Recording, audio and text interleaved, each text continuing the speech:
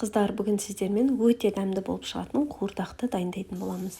Алдымен малдың іш майын табада қуырып аламыз, кейін үлкен бөлшектермен етімізді турап дайындаймыз. Қуырған майымызға аз ғана жуанызды салып қуырып, кейін үстіне етімізді салып, жақсылап біркелкі араластырамыз. Қуырдақ дайындағанда су және сұйық май қоспайтын боламыз. Өзінің майы мен собына өте дәмді болып шығатын болады. Үстіне тұз, бұрыш және жүрек қосамыз, жақсылап араластырамыз. Етін жауып, жай отта 1,5 сағат пісіретін боламыз. Қараңыздаршы, еттің өзінің майлы соғы шығып, сорпасы көбейетін болады.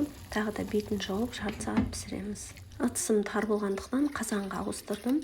Кейін үстіне картоплымызды салып, тағы да жарты сағат жай отта пісіреміз.